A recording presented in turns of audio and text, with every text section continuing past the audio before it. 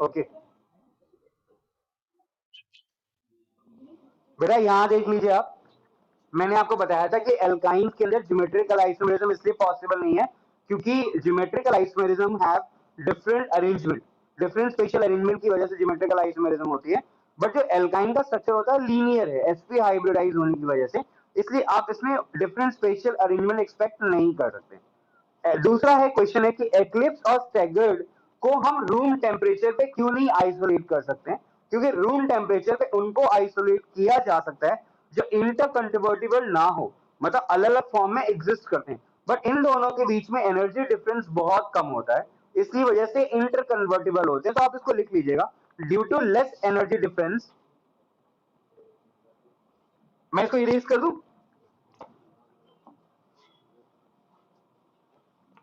यहां लिख लीजिएगा बेटा, due to less energy difference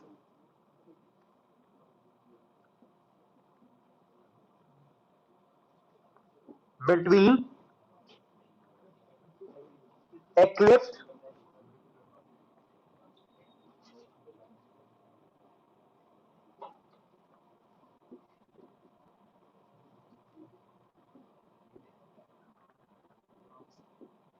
they are interconvertible,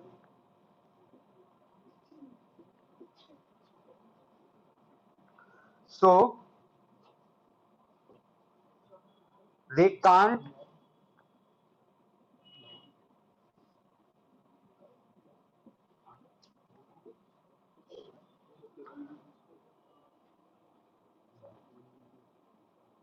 हर्षित तुम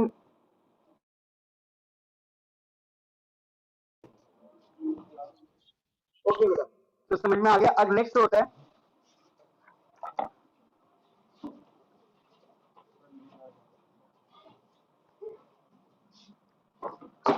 नेक्स्ट होता है बेटा, क्वेश्चन है what is the correct order of acidity. ठीक है, किसका क्या लिया हमने, बेंजीन, नेक्स्ट है इथाइन, और है साइक्लोहेक्सेन। डिफरेंस क्या है और बेसिस क्या है? तो बेंजीन का हम स्ट्रक्चर बनाते हैं,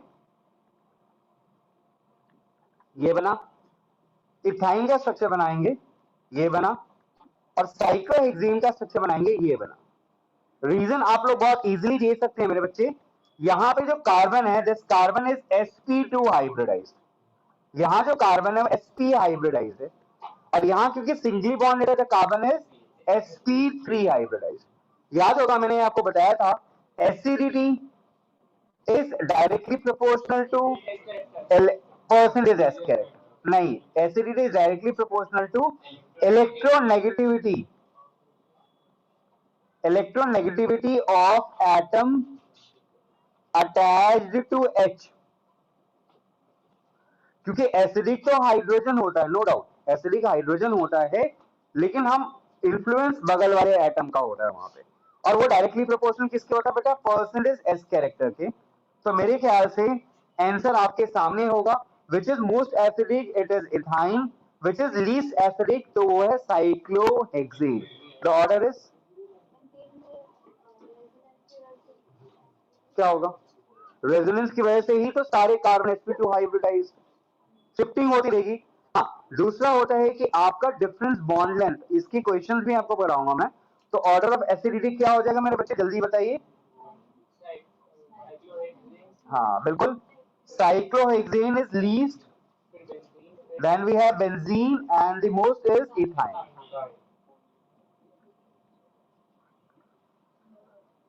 ठीक है, फाइन। नेक्स्ट क्वेश्चन है बेटा, ये क्वेश्चन आपने होपफुली कॉपी कर लिया होगा। Okay okay.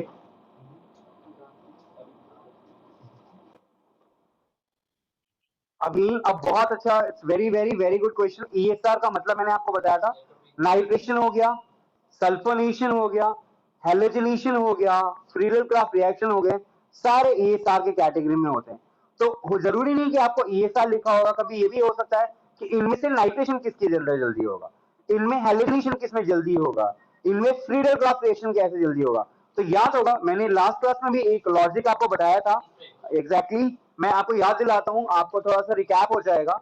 मैंने आपको बोला था रिएक्टिविटी टुवर्ड्स ESR, एक्सीलेंट, बहुत अच्छे बेटा, is directly proportional to stability of carbocation. ठीक है, बिल्कुल directly proportional to plus I effect, या हम कह सकते हैं इलेक्ट्रॉन रिलीजिंग ग्रुप, और inversely proportional to minus I effect, it means electron withdrawing group. तो इस कॉन्सेप्ट के हिसाब से मुझे एक चीज क्लियरली समझ में आ रहा कि इलेक्ट्रॉन विड्रॉइंग ग्रुप कम से कम होना चाहिए और इलेक्ट्रॉन रिलीजिंग ग्रुप ज्यादा से ज्यादा होना चाहिए। इलेक्ट्रॉन विड्रॉइंग ग्रुप कौन से हैं? NO2 हो गया जिसमें इलेक्ट्रोनेगेटिव एटम इन्वॉल्व है, NO2 हो गया, fluorine, chlorine, bromine, all this one. ठीक है, रिलीजिंग नॉर्मली कौन सा होता है? CH3 होता है, या फिर कोई प्लस आर इफेक्ट जो भी दिखा रहा होता है। पहले हम स्ट्रक्चर बनाते हैं तो आपको शायद थोड़ा क्लियर हो जाए। पहले है Cl, और नहीं बेटा ऑर्डर बताना ना हमारे को, 2,4 डाइनाइट्रो। तो एक हमने बेटे क्या देखो यहाँ पे क्या लिखा हुआ है, डाइनाइट्रो बेंजीन है, तो एक हम लगा लेते हैं नंबरिंग, 2,4 डाइनाइट्रो क्लोरोबेंजीन था ये, तो इट्स 2,4 डाइनाइट्रो बेंजीन तो होगा ही नहीं ना, नॉर्मली क्या लॉजिक बनेगा फिर, तो इट्स 2,4 डाइनाइट्रो क्लोरोबेंजीन यहाँ पे रख लो।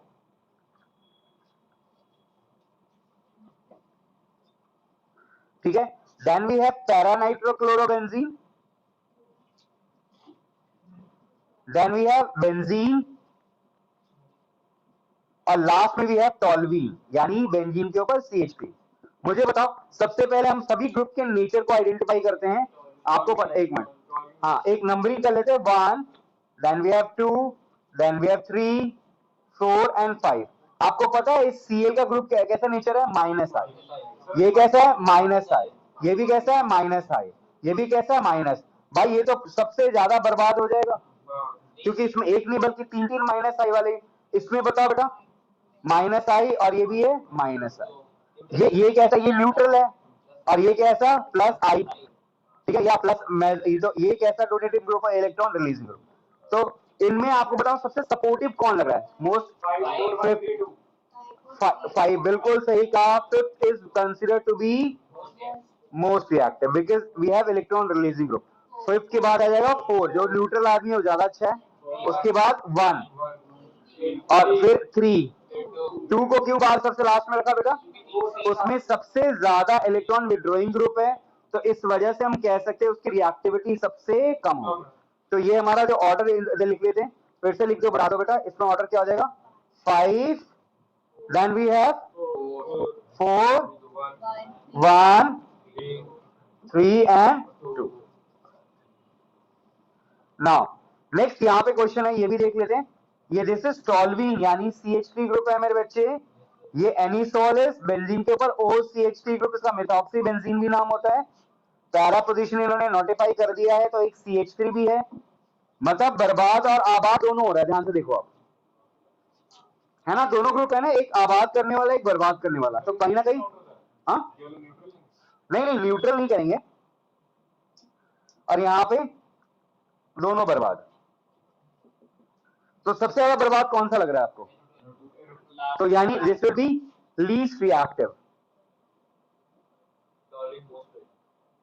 नहीं बेटा, अब देखो ये भी इलेक्ट्रॉन रिलीजिंग ग्रुप है, नो डाउट, ठीक है ना, और ये भी इलेक्ट्रॉन रिलीजिंग ग्रुप है। इनफैक्ट ये प्लस आर इफेक्ट दिखाता है और स्ट्रॉन्ग दिखाता है, तो ना स्ट्रॉन्ग प्लस आर इफेक्ट, इसलिए it is better electron releasing group, better.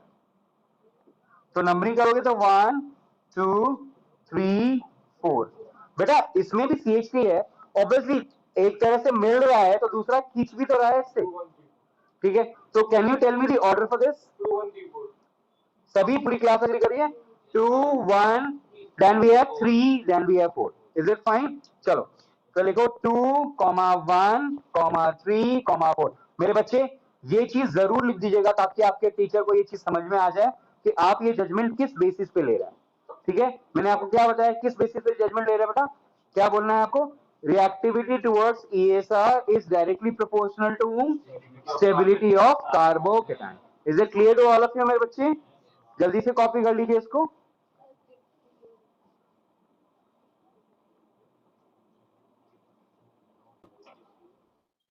ये भी जो क्वेश्चन है नॉर्मली बहुत इजी क्वेश्चन है। इन्होंने पूछा कि इनमें से कौन सा एल्कीन है जिसकी अगर हम ओजोनोलिसिस करते हैं तो हमें सिर्फ और सिर्फ कीटोन ही मिलता है। तो ओजोनोलिसिस का तरीका क्या है, मैंने आपको पहले भी बताया था, आपको बता देता हूं। इसमें हम भी ऐड O3 और फिर हम ZnH2 के प्रेजेंस में शॉर्टकट मैंने आपको याद होगा, अगर आपको बताया होगा तो आपको बिल्कुल याद होना चाहिए। मैंने आपको बताया था कि आपने डबल बॉन्ड को ब्रेक कर देना और जहां पे डबली बॉन्डेड कार्बन है वहां पे एक डबली बॉन्डेड ऑक्सीजन लगा देना है, तो प्रोडक्ट मिलेगा CH3C double bond OH plus दूसरा भी है CH3C डबल बॉन्ड O और H। आप इसको शॉर्टकट तरीके से भी कर सकते हो। अगर आपका जो डबली बॉन्डेड कार्बन है उसके पास अगर एक भी हाइड्रोजन है तो वो कीटोन नहीं बनाएगा, वो एल्डिहाइड ही बनाएगा। ये एक दूसरा तरीका होता है। अब आप यहां देखो, वही सेम कॉन्सेप्ट है, जहां पे डबल बॉन्ड है उसको आपने डिवाइड कर लेना है। ये कीटोन नहीं बनाएगा क्योंकि जो डबली बॉन्डेड कार्बन है उसके पास हाइड्रोजन आ गया। अगर हाइड्रोजन आ गया तो वो कीटोन नहीं बनाएगा क्योंकि कीटोन के लिए दोनों एल्काइल ग्रुप होने चाहिए। आप ब्रेक करके बताओ, क्या तरीका बताया था मैंने, इसमें सेम वही काम करना है। CH3C डबल बॉन्ड O और H and this is C double bond O और H। सेम यहां देखो, इस कार्बन को देखो, इसके दोनों, इस कार्बन के दोनों साथ क्या है, कार्बन, और इधर भी दोनों कार्बन है। It has no hydrogen. तो इसकी अगर, हाँ, इसकी अगर आप इसमें ओजोनोलिसिस करते हो, रिडक्टिव ओजोनोलिसिस, तो मैं आप प्रोडक्ट बताता हूं क्या करना है। इसको ब्रेक करना है, यहां पे डबल, देखो क्या बनेगा, डबल बॉन्ड ऑक्सीजन आ गया। और इधर बताओ क्या प्रोडक्ट बनेगा, जल्दी बताओ, CH3CH। अब ये क्या हो गया, साइक्लोहेक्सानोन है जो कि कीटोन है और इसका नाम है एसीटोन। तो ये भी दोनों के दोनों क्या है बेटा, कीटोन। इसका नॉमेनक्लेचर करना है, दिस इज इथेनॉल और वो भी इथेनॉल है मेरे बच्चे। इसका नाम 1 2 और 3, इसका नाम हो जाएगा 2 methyl propanol and this is methanol. Okay, last वाला बताओ। सेम, वही सेम। अभी दोनों को डिवाइड करो ना, इस कार्बन के साथ भी दोनों अल्काइल ग्रुप है, इधर भी तो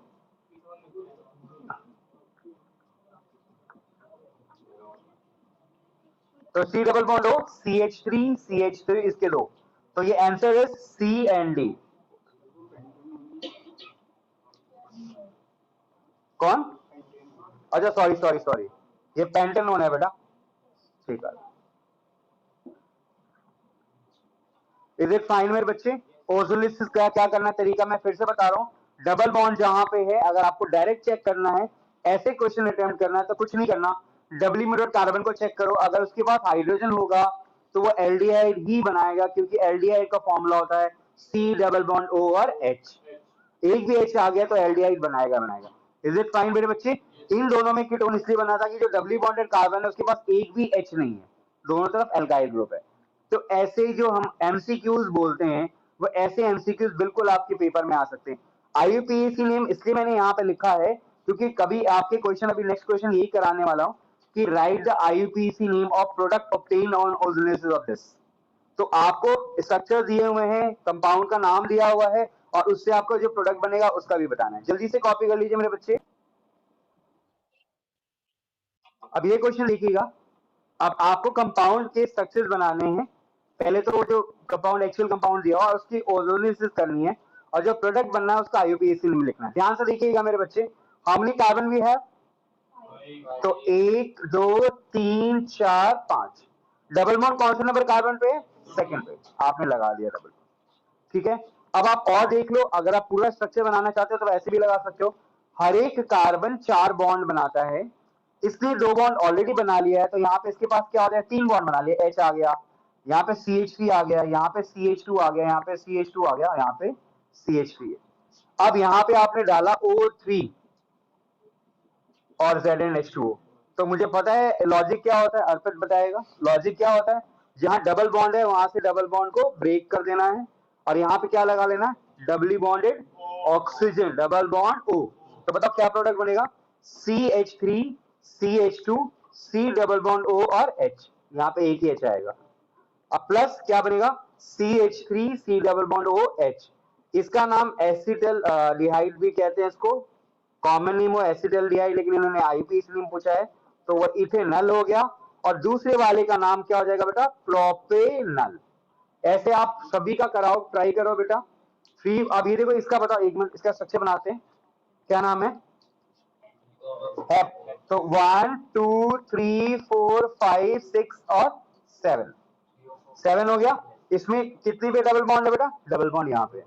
और बाकी पे फोकस मत करो, लेकिन जो डबल बॉन्ड है वहां पे हाइड्रोजन जरूर लगा देना आप। फिर आपको तरीका पता ही है, इनको क्या करना है, यहाँ से ब्रेक करना है और डबल बॉन्ड ऑक्सीजन लगा देना, बिल्कुल शॉर्टकट तरीके से, क्योंकि उन्होंने आपसे मैकेनिज्म नहीं पूछा है, उन्होंने सीधा प्रोडक्ट पूछा, आप सीधा बता दो। तो CH3 CH2 CH2 C double bond O और H। ओके, मैंने आगे स्ट्रक्चर भी नहीं देखा ना, एक मिनट, 1 2 3 4 5 6 और एक 7, 3 पे डबल बॉन्ड लगा दिया, और 3 और 4 पे डाइमिथाइल है, ठीक है।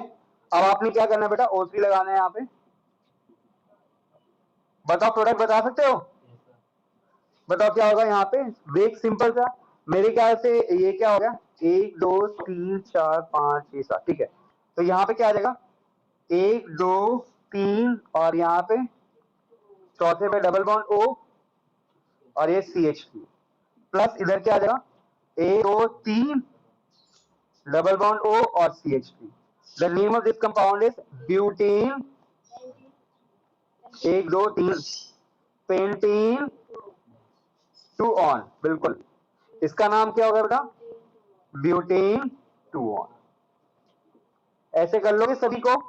इसका स्ट्रक्चर बताओ फिनाइल वाले का, ब्यूट कैसे करेंगे, 1 2 3 4 कर लिया, डबल बॉन्ड फर्स्ट पे और यहीं पे एक बेंजीन रिंग जुड़ा हुआ। फिनाइल का मतलब बेंजीन ही होता है। अब आप इसकी ओजोन लिसिस करो, यहाँ पे एक H आ गया, करोगे बताओ क्या प्रोडक्ट बनेगा,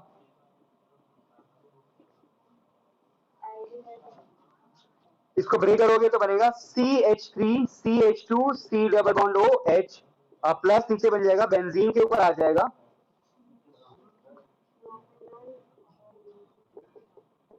this is benzaldehyde,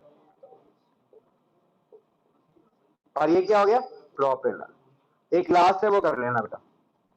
is it fine मेरे बच्चों, ये क्वेश्चंस, ऐसे क्वेश्चन 100% आप पेपर में एक्सपेक्ट करेंगे। ओजोन लिसिस का एक क्वेश्चन सभी पेपर में होगा फॉर श्योर, आने ही आना एक क्वेश्चन बेटा ओजोन लिसिस, ठीक है बेटा। हमने नंबरिंग कर दी ना, 1 2 3 4 5 चेन में आ गया ना, हाँ जी जी बेटा। नंबरिंग कभी भी बीच से नहीं होती ना, एंड से होती है, तो वो इंक्लूड हो गया ना, तो इसलिए मैंने छोड़ा।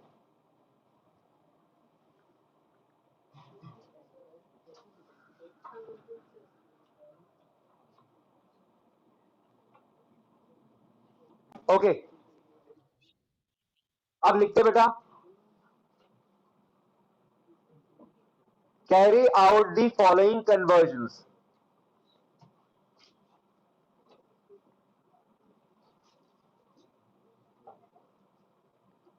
मैं पॉसिबिलिटीज सारे कन्वर्जन के लिख रहा हूं, और मैं पूरी उम्मीद करता हूं कि इसके अलावा और कोई कन्वर्जन नहीं आने चाहिए। मैं फिर से बोल रहा हूं, क्या है बेटा, रीड करूं, हाँ कन्वर्जन है बेटा, लिखिएगा carry out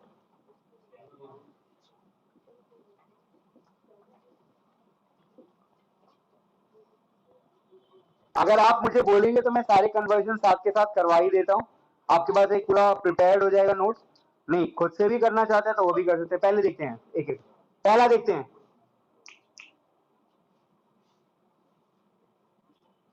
methane to ethene, conversion number 1। Second, ethane to butane, तीसरा, इथेन टू इथीन, तीसरा, चौथा इथीन टू इथाइन, ठीक है। पांचवा, समझ रहे हो बेटा, ये सारे कन्वर्जन मैं फिर से कह रहा हूं, अगर आपको इश्यूज है तो मैं डेफिनेटली इसकी कन्वर्जन करा दूंगा मैं आपको। पांचवा इथाइन टू टॉल्वीन, छठा इथानोइक एसिड टू मीथेन, सातवां इथानोइक एसिड टू इथीन, ठीक है। इसी में आप इथाइन लिख सकते हो, इसी में आप बेंजीन भी कर सकते हो। इसको जितना एलोबरेट करना है, जितना बड़ा करना है, आप कर सकते हैं इसको, ठीक है। आठवां 1 ब्रोमोप्रोपेन टू 2 ब्रोमोप्रोपेन, ठीक है। 1 ब्रोमोप्रोपेन। नौवां 2 ब्रोमोप्रोपेन टू 1 ब्रोमोप्रोपेन, ठीक है। ये सारे बहुत इंपॉर्टेंट कन्वर्जन है, देखते हैं एक एक करके। पहला, ठीक है बेटा, मीथेन है, आपने CH4 लिया, उसमें आप Br2 डालते हैं in the presence of light, तो आपका बन जाता है CH3Br, एक H और एक Br बाहर निकल जाता है। इसको कहते हैं फ्री रेडिकल हैलोजिनेशन, यानी जिसमें याद होगा इनिशिएशन, प्रोपेगेशन, टर्मिनेशन मैंने सब कराया। उसके बाद आपने इसमें 2 मोल्स ऑफ सोडियम डालना है in the presence of dry ether. इस रिएक्शन का नाम मेरे बच्चों को याद भी होगा, वुड्स रिएक्शन। तो ये डबल हो जाता है, यू गेट CH3 और यहाँ पे 2NaBr बाहर निकल जाता है। याद रखिएगा, when we are doing conversion, no need to write byproducts, आप मेन प्रोडक्ट से काम चला सकते हैं, कोई इसमें कोई हर फास्ट कोई पंगेबाजी वाली बात नहीं है। अब देखते हैं इथेन टू ब्यूटेन, सेम वही कॉन्सेप्ट लगाना है। CH3 है, इसमें आपने Br2 डालना है in the presence of light, तो HBr बाहर निकल गया और बना CH3CH2Br। इसमें क्या करना है मेरे बच्चे, वही 2 मोल्स ऑफ सोडियम और क्या डालना है, ड्राई ईथर। तो आपको क्या मिल जाएगा बेटा, 2NaBr बाहर निकल जाएगा और क्या बनेगा, CH3CH2 और CH3, दिस इज ब्यूटेन। ये चीज मैंने आपको शायद बताया था पहले भी, और एक बार आज फिर रिकॉल करवाता हूं कि अगर कार्बन लेंथ को ऑलमोस्ट डबल करना हो, कार्बन लेंथ को ऑलमोस्ट डबल करना हो, तो हम प्रेफरेबली ज्यादातर केसेस में वुड्स रिएक्शन, ध्यान रखना, अगर कार्बन लेंथ को एग्जैक्टली डबल करना हो, तो एग्जैक्ट डबल करना हो तो आपका वुड्स रिएक्शन ही ज्यादातर केसेस में यूज होता है, जो मैंने यहाँ पे यूज किया हुआ। अब ये इथेन टू इथीन, इथीन का मतलब होता है वी आर डूइंग एलिमिनेशन, बिना एलिमिनेशन के डबल बॉन्ड या ट्रिपल बॉन्ड मॉलिक्यूल्स में नहीं इंट्रोड्यूस होता। तो एलिमिनेशन करने के लिए आपने जो करा था, आपने डिहाइड्रेशन पढ़ा है और एक और कॉन्सेप्ट पढ़ा है डिहाइड्रो हैलोजिनेशन, जिसमें आपने एल्कोहलिक केवेज भी यूज किया। बहुत अच्छे बच्चे, तो आप रिकॉल कर सकते हैं, इथीन टू इथीन जाना है तो भाई इसमें कुछ हटाने के लिए पहले कुछ डालना भी तो पड़ेगा। डायरेक्ट क्या हटाएंगे, हाइड्रोजन को तो ऐसे डायरेक्ट एलिमिनेट नहीं करेंगे। तो हमने क्या किया, ये CH3 था, हमने इसमें Br2 डाला इन द प्रेजेंस ऑफ, वही होता ना काम निकालना, पहले बोलते भाई चला जा, फिर उसको धक्के मार निकालते, वही वाला हाल किया हमने। पहले उसको भेज दिया CH3CH2Br और यहाँ HBr बाहर निकल गया। अब इसके अंदर क्या करते हैं, वी एड एल्कोहलिक केवेज, क्या डालते हैं बेटा, या कुछ लोग इसको इथानॉलिक केवेज भी कहते हैं। तो ये क्या करता है, इसका काम होता है HBr को निकालना। Br और OH कभी भी अकेले नहीं निकलता, वह H के साथ ही निकलता है। तो इस कार्बन से Br को, एक ही को नहीं बर्बाद करोगे ना, एक को पड़ोसी को भी बर्बाद करो। तो Br आप यहां से निकालो और H को यहां से। याद होगा, इसको हम लोग एक और नाम से बुलाते हैं बीटा एलिमिनेशन, ठीक है। इसका भी क्वेश्चन कराया था मैंने आपको कि किसकी बीटा एलिमिनेशन जल्दी होगी, जिसका कार्बोकेटाइन ज्यादा स्टेबल होता है। तो अब देखो HBr बाहर निकल गया तो क्या बन गया मेरे बच्चे, CH2 double bond CH2। Am I clear वाला फिर, यस और नो, इथेन हो गया बेटा, इथीन। अच्छा इथीन हो गया, अब देखो वी हैव इथीन, इसमें आप डालो Br2 in the presence of CCl4। तो यहां पे दोनों जगह पे याद होगा इस पे हमने काफी डिस्कस भी किया था अपनी क्लास में भी, ऑनलाइन क्लास उस दिन हुई थी, तो मैंने आपको बताया था कि ये addition is an example of anti addition. एक बी आर ऊपर और दूसरा बी आर नीचे होता है, इसमें आपने दो बार एलिमिनेशन करना है, तो एल्कोहलिक यूएच पहले ऐड करो, यहाँ से एच बी आर निकाल दो, बी आर यहाँ से एच यहाँ से निकाल दो, तो क्या मिलेगा मेरे बच्चे? तो C H B R and then will have double bond. उसके बाद दोबारा आप इसमें NaNH2 डाल सकते हो मेरे बच्चे, या आप इसमें एल्कोहलिक KOH भी डाल सकते हो, तो फिर HBr बाहर निकल जाएगा, तो क्या बन जाएगा बेटा? CH triple bond CH। बेटा मैंने आपको बताया था कि एलिमिनेशन करने से ही डबल या ट्रिपल बॉन्ड आता है, तो यहाँ पे ट्रिपल बॉन्ड लाना है तो हमें यहाँ पे कितनी बार एलिमिनेशन करनी पड़ेगी? 2 बार।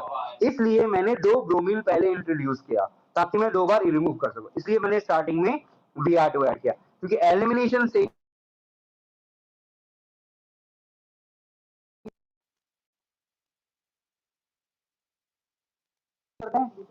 हाँ बहुत अच्छे बहुत अच्छे। पहले आप बेंजीन ले लो, CH, क्या लेते हैं? रेड हॉट, बहुत अच्छे, रेड हॉट Fe2, बहुत अच्छे। क्या क्या टेम्परेचर बेटा? 873 कैलोरी, नॉट 7। तो यहाँ पे आपको बेंजीन मिल जाएगा, ठीक है। इसको क्या कहते हैं? पॉलीमराइजेशन, ठीक है, साइक्लिक पॉलीमराइजेशन कहते हैं बेटा। और इसमें हमने डालना होता है CH3Cl in the presence of anhydrous AlCl3। मेरे बच्चों को पता भी है, इसका नाम याद होगा, इसको कहते हैं Friedel craft alkylation. Excellent, it's Friedel craft alkylation, बहुत अच्छे मेरे बच्चे। तो यहाँ पे हमारे पास बेंजीन के ऊपर क्या आ जाएगा? CH3 and this is toluene, ठीक है। इथेनॉइक एसिड से मीथेन बनाना है, तो दिस इज एग्जांपल ऑफ,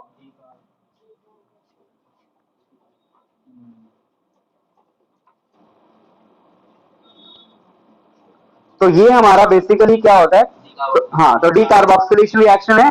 तो आपने क्या करना है? CH3COOH, इसमें पहले डालना है NaOH।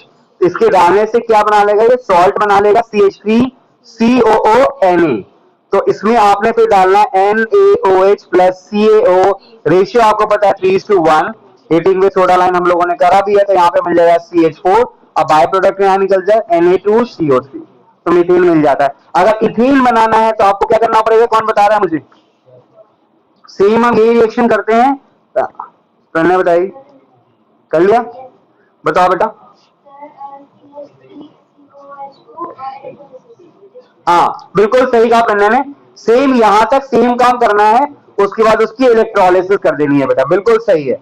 CH3COOH, और यहाँ पे आपने NaOH डालना है बच्चे, H2O का लॉस होगा, बनेगा CH3CONA, और फिर आपने इसमें उस इलेक्ट्रोलिसिस का नाम क्या है बेटा?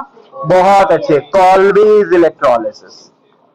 और इसमें आपको प्रॉपर मैकेनिज्म बताया था कि ये जो CH3 बनता है, ये कहां बनता है मेरे बच्चे? एनोड पे, ठीक है। एक और चीज बनता है, CO2 भी बनता है एनोड पे, और H2 क्या बनता है? कैथोड पे, और एज अ बाय प्रोडक्ट इसमें होता है NaOH। बहुत अच्छे। ये देखो, ये दोनों क्वेश्चन, और आप बताओ, ये जो क्वेश्चन आप देख रहे हो ना, ये आपको 12th में भी देखने को मिलेगा, ये आपके बोर्ड में भी बहुत बार आया हुआ है क्वेश्चन। वन ब्रोमो मतलब ब्रोमीन, देखो बेटा क्या होता है, तरीका बताता हूँ। अगर एक हमारे को किसी कमरे से सामान निकाल के दूसरे कमरे में शिफ्ट करना है, तो सबसे पहला तरीका क्या होता है? सामान को पहले कमरे से बाहर निकालो, ठीक है ना। तो इसलिए हमने ब्रोमीन की पोजीशन चेंज करनी है, तो पहले मैं ब्रोमीन को क्या कर रहा हूँ? रिमूव कर रहा हूँ। तो क्या करना है? 1 2 3, यानी यहाँ पे हमारा आ गया CH2Br, ये 1 ब्रोमोप्रोपेन हुआ। इसमें आप डाल दो एल्कोहलिक KOH, क्या डालना मेरे बच्चे? डाल दिया, तो यहाँ से Br और यहाँ से क्या निकल जाएगा बेटा? H, तो बन गया CH3 CH double bond CH2, ये प्रोपीन हो गया। अब आप दोबारा से इसमें HBr डाल दो। इस रूल का नाम आपको पता होगा, इसको कहते हैं मार्कोवनिकॉफ रूल। कौन सा रूल मेरे बच्चे? मार्कोवनिकॉफ। तो ये आपको पता है, rich becomes rich and poor becomes poor, तो Br बीच में आ जाएगा। मैंने आपको बताया ना, माइनर नहीं दिखा रहे, we are not showing minor product, समझ में? मेजर है। अच्छा अब बताओ इसमें क्या करोगे? पहले तो you will do the same thing, बस यहाँ पे HBr डालना है, you need to add HBr, लेकिन यहाँ वो चीज, अब यहाँ पे पेरोक्साइड के प्रेजेंस में यहाँ पे एंटी मार्कोनी का फूल लगा देना। गॉट इट बेटा। अगर इस पूरे रिएक्शन को कवर अप करते हो ना आप, और अभी कन्वर्जन करना है, तो पूरा चार्ट आपको याद हो जाएगा, पूरा सब कुछ। काफी मैंने इसमें कंप्लीट किया है, अगर आप रिकॉल करोगे ना, तो काफी रिलेशन कवर्ड है हुए इसमें। तो पूरा चार्ट यहां पता चलो साथ में बोलते बेटा ये मेरा 2 ब्रोमोप्रोपेन है, यस और नो। इसमें क्या डालना मेरे बच्चे, एल्कोहलिक एसिड डालो, HBr बाहर निकल गया तो क्या बना, CH3 CH double bond CH। आप इसमें HBr डालो लेकिन ये HBr किसके प्रेजेंस में डालना है, बहुत अच्छे, तो एंड पे आ जाएगा। क्लियर है मेरे बच्चों, थोड़ा सा इनडायरेक्टली आइडिया लग गया क्वेश्चन का कि कैसे क्वेश्चन आपके पेपर में बन सकते हैं। ये कन्वर्जन आते हैं बेटा, सिर्फ हम कन्वर्जन नहीं कर रहे हैं, हमारा टारगेट कन्वर्जन करने का नहीं है, इसके थ्रू हम अपने ऑर्गेनिक को रिकैप कर रहे हैं। ठीक है बेटा, बेटा recap is the best technique, समझ में आप रिवर्स में जाओगे तो आप हाँ यार ये चीज यहाँ ऐड किया था तो उससे लिंक बना लोगे आप। ठीक है बेटा, फाइन, चलो जल्दी से कॉपी कर लो मेरे बच्चों।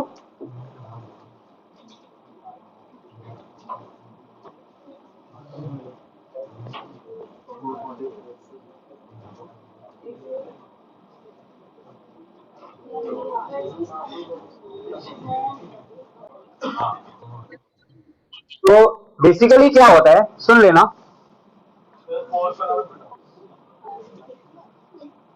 Okay now the question is कि जो बेंजीन है, ठीक है, उसमें एक स्टेटमेंट लिखा हुआ है कि वो कंपाउंड जिनकी रिएक्टिविटी हेलोबेंजीन से कम है वो उसके अंदर फ्रीडल क्राफ्ट रिएक्शन नहीं होता। तो व्हाट डज इट मीन, मतलब क्या होता है बेटा, फ्रीडल क्राफ्ट रिएक्शन देने के लिए आपका एक्टिवेटिंग होना बहुत जरूरी होता है, लेकिन कभी कभी एक्टिवेटिंग होना ही आपके लिए आफत हो जाता है। मैं कुछ चीजें मैं आपको बता रहा हूं कि वो कंपाउंड फ्रीडल क्राफ्ट रिएक्शन नहीं दे पाते, क्यों नहीं दे पाते आप लॉजिकली समझिएगा। ये आपका बेंजोइक एसिड है, ठीक है, व्हाट इज इट, ये एक एरोमेटिक, तो कहते हैं इट डज नॉट गिव